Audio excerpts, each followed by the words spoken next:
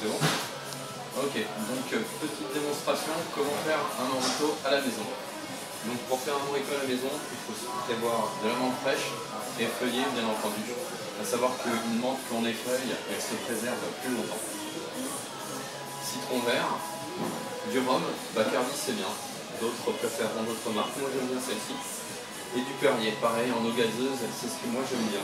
Après d'autres préféreront de la badoie, mais au niveau de la taille des bulles c'est vraiment parfait. Ensuite il faut se munir aussi de sucre de canne. Alors je sais que la plupart ont certaines préférences pour la cassonade. Du sucre de canne liquide fera tout aussi bien l'affaire.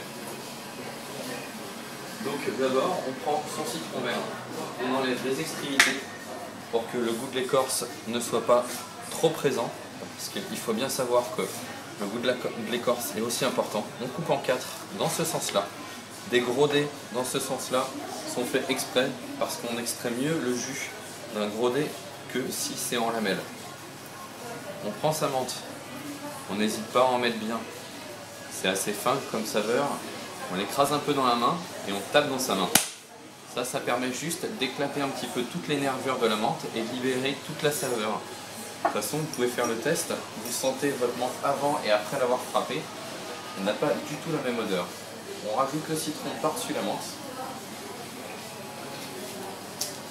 le sucre par-dessus le citron, à savoir que le citron vert permettra au sucre de canne de se dissoudre plus vite par l'acidité. Un coup de pilon, on n'hésite pas à y aller. On met toujours le citron vert sur la menthe de manière à ne pas déchirer la menthe, ce qui permet d'éviter d'avoir des petits bouts de menthe déchirés qui s'incrustent dans la paille.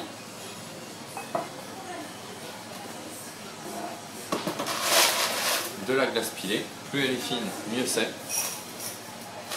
À savoir qu'on remplit bien son verre, on fait jusqu'un dôme, c'est de manière à garder une bonne fraîcheur, à savoir que plus il va y avoir de glace pilée, plus ça va rester frais, car la glace se tient froid entre elles. Moins on en met, plus elle va fondre vite, plus le morito aura le goût de flotte. 4 centilitres de rhum.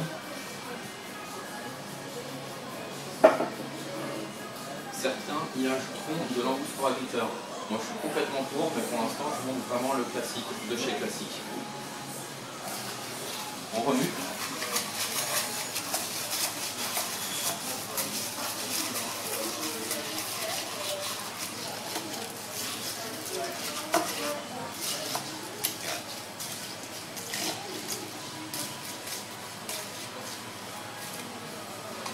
Et on top avec du Perrier. On met juste une toute petite dose. Ça doit se réduire à 2-3 centilitres maximum. Avec une paille, et voilà, votre morito est prêt.